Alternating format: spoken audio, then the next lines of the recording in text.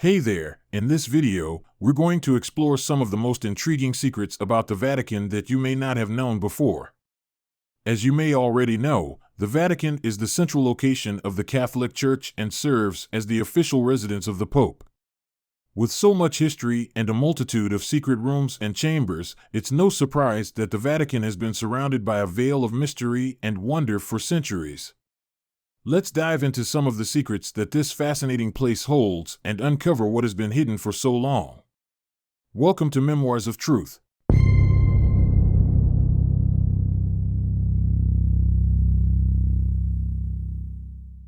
Number 5. A biblical love poem.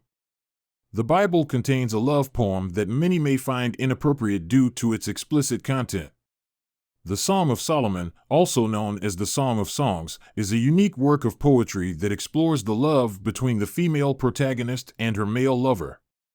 While there are many songs found in various biblical texts, this one is particularly explicit and could be considered borderline R-rated, with graphic descriptions that may be considered titillating by some. The poem includes metaphors that are cringeworthy, such as grazing among the lilies and drinking from the juice of my pomegranates, which leave little to the imagination. However, what makes this song truly unusual is that it's the only work in the Hebrew Bible that focuses solely on the romantic love between humans, rather than the love between humans and God. It's remarkable that this poem made it into the Bible, and even more so that it remains in there today. This piece of biblical text is among the most controversial, as it contains no references to God or teachings of wisdom. Instead, it focuses on the passionate love between two individuals and their intense physical desires. Although some scholars have argued that the metaphors used in the poem describe the relationship between Israel and God, the content of the Song of Songs is still highly unusual and quite explicit. Number 4. The evil Pope Sergius III. On January 29, 904, a man named Pope Sergius III took control of the Papal States. He was in charge until he passed away just 7 years later in 911. At this time in Italy, there was a lot of violence and chaos, with different groups of aristocrats fighting for control and power. Sergius III came to power through deceit, as he took the position from Antipope Christopher, who had previously overthrown Pope Leo V and taken the throne for himself. Becoming the pope during this period was very dangerous, as there were many risks involved, much like swimming in shark-infested waters. It's important to remember that Sergius III was a person just like you and me, with ambitions, fears, and desires. Despite the challenges he faced, he managed to become the leader of the Papal States and maintain his position for several years. According to the 16th century historian Caesar Baronius, the period when Pope Sergius III was in power was known as the Dark Century. Once he became pope, he did things that were not good at all. Even now, 1,000 years later, he is considered one of the worst popes in church history. He was a dishonest and immoral man who is rumored to have killed both of his predecessors, had a child out of wedlock who later became pope due to family connections, and generally behaved in a disgraceful and cruel manner. Number 3. The Forgotten Tenets. Individual Catholics may choose to interpret and adhere to specific aspects of their faith in varying ways, as Catholicism has evolved over 2,000 years to adapt to changing circumstances. Popes and cardinals have played a significant role in shaping the religion to align with modern times. However, some aspects of Catholicism are in conflict with biblical teachings as they are explicitly stated. One point of conflict between Catholic traditions and the Bible relates to the wearing of religious attire. According to the book of Matthew, verses 4 and 5 of chapter 23, individuals who wear religious uniforms are regarded as burdened with excessive weight. Despite this, the Pope and other Catholic officials often wear religious garb. Additionally, the Bible states that all believers are part of a holy priesthood, meaning that every person who believes in God has the right to preach, not only those who wear religious uniforms or occupy positions of power within the Church. This text discusses some controversial practices within the Catholic Church that appear to contradict the Bible. For instance, the Bible discourages the use of religious uniforms, yet the Pope and other religious officials continue to wear them. Additionally, the Bible advises against calling anyone on earth father, as it suggests that a person is claiming divinity for themselves. The Church also goes against the Bible by prohibiting bishops from getting married.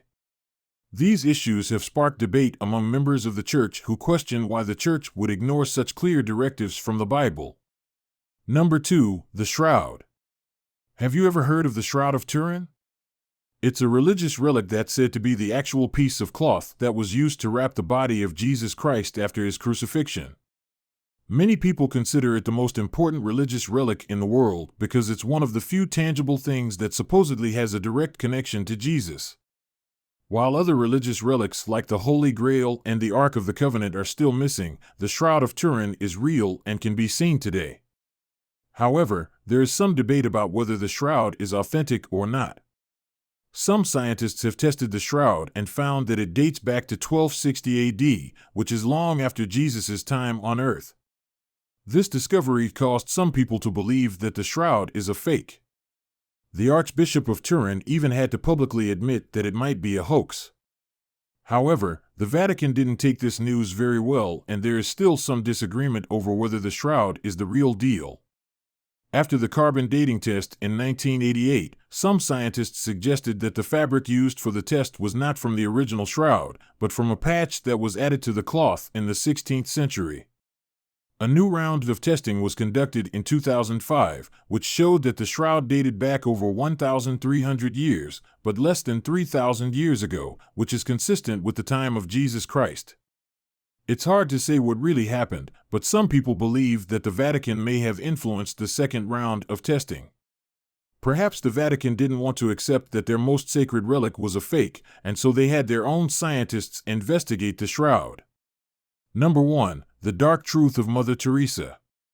The canonization of Mother Teresa in 2016 by Pope Francis demonstrated that the Vatican is willing to recognize individuals as saints from various backgrounds. However, it's worth noting that some critics have argued that Mother Teresa had some questionable actions and beliefs. Despite this, the Vatican officially recognized her as a saint, citing 2 alleged miraculous healings of tumors. Nevertheless, medical professionals involved in the case have asserted that the individuals were treated with medicine, not through religious means. Despite this, Mother Teresa was celebrated during her lifetime for her charitable work and perceived selflessness as she spread Catholicism and compassion in India. She aided the destitute, including lepers and orphans, by establishing homes and providing support to the sick and needy. According to a recent article in the New York Times, it's been suggested that Mother Teresa's primary focus was on converting individuals to Catholicism. The piece claimed that she was less concerned with aiding the impoverished and more interested in using them to promote the growth of fundamental Roman Catholic ideology. While some have asserted that even if Mother Teresa had underlying motives, her actions still benefited individuals, others have called into question whether she was truly helping anyone at all. According to some who have visited her medical centers, the conditions there were not conducive to healing, and may have even exacerbated patients' illnesses. One journalist went so far as to compare the primary location for Mother Teresa's missionaries of charity to the Bergen-Belsen concentration camp utilized by Nazi Germany. Despite differing opinions, there is a debate regarding the effectiveness of her efforts to aid those in need. What are your thoughts on all of these? Share your opinions in the comments section below. Thank you for watching, and if you haven't already, please hit the subscribe button. Check back soon for more fascinating videos from our channel.